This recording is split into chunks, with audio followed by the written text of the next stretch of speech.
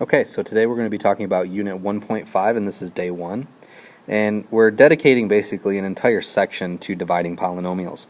And so we're going to look through and how we divide polynomials and what it means for us, and some of the information that we can get from dividing these polynomials. And the first thing that we always start with would be our objective. And so we're going to determine factors of a polynomial using the process of long division. Now I know some of you might get really, anxious about the whole idea of long division, but realistically it's not an entirely long process to long divide, and it's not a very difficult process as long as we kind of take it one piece at a time and kind of just keep repeating our process over and over. But basically we're going to determine factors of a polynomial by using this long division. And just some introduction type of stuff. So division and its parts. So we have these different pieces of division, and if you look down here I have an example of just some simple division. But each one of these pieces that we have, as far as your answer and then the problem, have different names. And so we're going to start there. So if we have 3 divided into 6, the 6 is what we call a dividend, and then the 3 is what we call a divisor. It's what we're actually dividing by. And then the number that we get out of this, and most of us can look at this and say 3 divided into 6 is going to give us 2, and this is what we call our quotient. So that's our answer to a division problem. And so we have this kind of idea here that when a quotient has a remainder of 0, so when we get a remainder of 0, that's kind of what we look for. The quotient, so what our answer is, and the divisor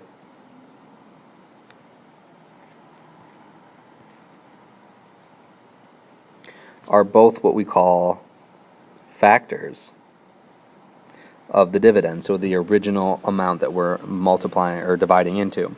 So the idea of that is what kind of comes in play if we use this example down here. So what this division problem really says is that if you take 3 and divide it into 6, you get 2. But what that means is that 2 multiplied by 3 gives you 6. And so the quotient and the divisor are what we would consider factors.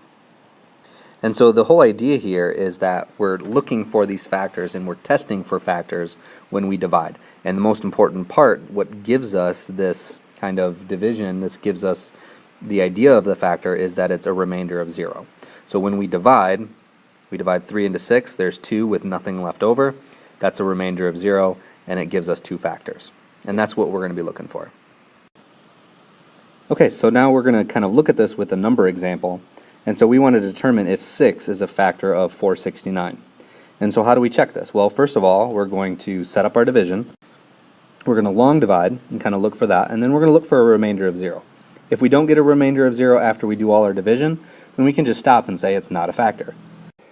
Okay, so in order to set up the division here, I'm just going to basically take my dividend here, 469, and divide that with 6. And so if you remember how you do your long division, we go through there and we say, how many times does 6 go into 4? Well, it doesn't go into 4, so that we can go to the next number and say how many times does 6 go into 46, and then we could say that that would be 7 times. And then if you remember what we do with that, we take these two values and we multiply them together. So 6 times 7 gives me 42. And then from there I subtract these two values, so 46 minus 42, which would give me 4, and then I carry down the next value, which would be 9. So this number would be 49. Now I repeat that same process and I say, okay, how many times does 6 go into 49? And so we look at that and say, well, what multiplies with 6 to get us really close to 49? Well, again, that's not 42, but this would be 8 times. 6 times 8 is 48. That gives us, we subtract those and that gives us 1. Now we don't have anything to drop down, and so instead of creating a decimal and keep on dividing, what we would simply say is this has a remainder of 1. And so since this is not a remainder of 0, we would say that 6 is not a factor of 469. So we're just kind of going through that process of dividing looking for, that remainder of 0. Let's try another set of values to see if 7 is a factor of 408, because sometimes looking at a number, we're not really sure if it will divide into it or not. So again, let's set up our division. So we have 408 divided with 7. So 7 into 4, 0 times. 7 into 40, that would be 5, because 7 times 5 is 35. We can go ahead and subtract those, and we can go 58, because we're dropping down our 8. And so after we do that, we look at 7 into 58, and that gives us an answer of 8, because 7 times 8 is 56. Go ahead and subtract those, and then we just get a 2 at the bottom. We have no numbers to subtract anymore or to bring down, and so we have a remainder of 2. So again, 7 is not a factor of 408. So in some cases, we're not going to get those values to be factors for us, and that's okay. We're still testing for it. But if that remainder of 0, we could basically take 7 times the number here in the quotient. So we take 7 times the quotient, and that would give us the number inside. But in this case, it doesn't, and that's okay. But the idea is we're at least testing for factors. And then so now we're going to move this idea into polynomials. We're still going to check for factors, and we're still going to look for remainders of 0. But the whole thing is that we're now, instead of using numbers, we're using these polynomials. And so we have to be very careful with how we set these up, and we have to be very careful with how we divide these. So we're going to walk through this a little bit at a time. We have our steps over here. So the first step is that we want to make sure that our polynomial is in standard form. And so if it's not, if it's missing a terms, we have to make sure that it goes from, in this case, we start with a 2. So we have a degree of 2, we have a degree 1, and we have a degree 0. So as long as we have those, we're all okay. So we have to make sure, 1, it's in standard form, so from largest to smallest degree. And then if it's missing a term, we need to write it in. So for example, I use this example right here of 0x to the question mark power. But the idea behind that there is if for some reason it was missing a x to the third power for whatever reason, what we could basically do is we could write that in and say 0x to the third. So we're just using that because 0 times anything is nothing, but the idea is that we still need to account for those terms. So if we look here, we're testing to see if x plus 3 is a factor. And so what we can do is we can set up our division the exact same way that we did before. So we start with our dividend, x squared minus 13x minus 48. Okay, so that's the first part. And so I'm going to divide that with x plus 3. I want to test to see if x plus 3 is indeed a factor. And so the second step tells me to divide the first term into the dividend. So I actually don't care about this plus 3. The only thing that I care about is this leading term, this x. I'm going to divide that into my first term of my dividend. So I want to know, what can I multiply by x to give me x to the second? Well, in that case, I know that x times x is going to give me x squared. So what I'm basically trying to do is I'm going to try to take this first term and morph it into this first term of my dividend. So x times x is x squared. And so what I do with that is now I just multiply this x that's up here at the top by everything over here. And so the way that I would do that, x times x is x squared, and then x times positive 3 would be plus 3x.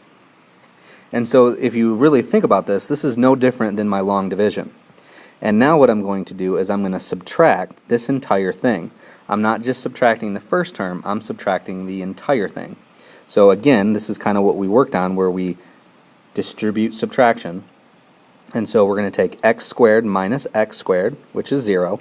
If you do not get this to be 0, then you did something backwards. So we just want to make sure that whenever we do this, this always cancels out. And then we do negative 13x minus 3x, and that gives us minus 16x. And so really, that's just kind of how we're approaching this problem, is we're doing the exact same stuff that we did before, but just with different things here.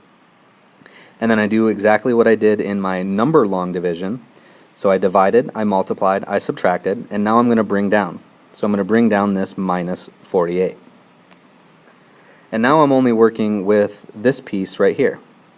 So when I look at this, I'm only looking at this section right here. I can kind of ignore that 0 now since that's kind of meaningless. And so now I'm still going to focus on this first term right here. So this x, I want to try to morph x into negative 16x. So what could I multiply x by to give me negative 16x? Well, if you think about it, it's the same x, so all I would multiply would be by negative 16. And so now I go through that same process again. X times negative 16 is negative 16x. And if you notice, both of those are going to end up being the same, and they're going to cancel each other out.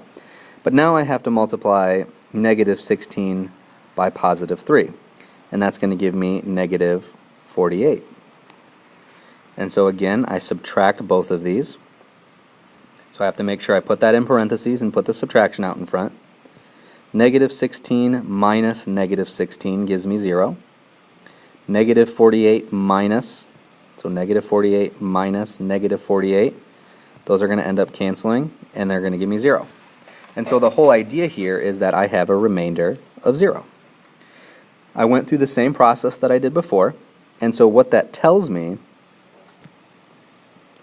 is, I'll back this up just a little bit, but that tells me that x plus 3 times by x minus 16 should give me x squared minus 13x minus 48.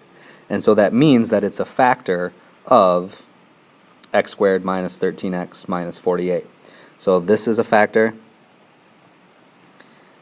and this is a factor. If that remainder was something other than 0, then it wouldn't be a factor. But the idea is that if you take those two things,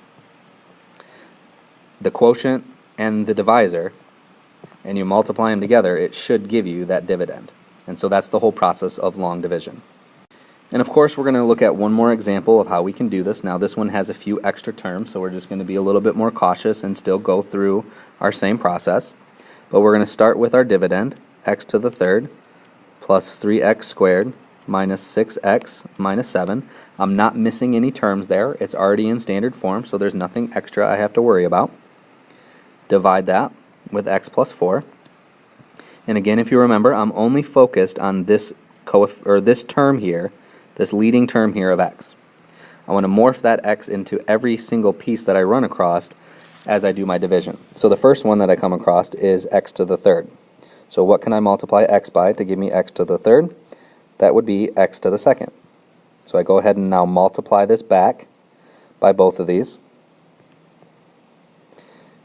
And that gives me x to the third plus 4x squared. So I'm just multiplying it by both of the terms. Put it in parentheses and subtract it. X to the third minus x to the third is 0. 3x squared minus 4x squared would give me negative, not negative 4, but negative 1x to the second. Now after I do that, I bring down my next term, so minus 6x. And I repeat my same process that I just went through. So I'm going to take x to this, just this x term right here, and try to morph it into negative 1x squared. And I can do that by multiplying it by negative 1x. Notice if you look up here, you can kind of see how the process is going to work, and that's why we put this in standard form, because it should follow that progression. So this is x to the third, we're dividing it by an x, so we're going to get rid of, it's going to kind of go down in degree, and that's exactly what should happen. And so I multiply that through, I get negative 1x to the second minus 4x. And I can go ahead and subtract these now. This gives me 0, as it should. And then I have negative 6x minus negative 4. So that gives me negative 2x. And then I bring down my 7, so minus 7. And I do the same thing one more time. So how do I get x to become negative 2x? Well, I just simply multiply it by a negative 2. And then I can just multiply that back, and I get negative 2x minus 8. Put that in parentheses, subtract it, and I get 0, and then -7 minus -8 gives me a remainder of 1. And so in this case, we got a remainder. And so that means that x plus 4 is not a factor. And so the idea is that you cannot multiply x plus 4 times this quotient up here and get the dividend on the inside. So the idea is we're just going through this and long dividing. We'll work on this a little bit more in class, but as for now, those are two examples of long division and how we work with that. So just kind of think about your only focus is this coefficient right here, and then every coefficient that you run into as you kind of move through your division. And that's going to wrap it up for this video.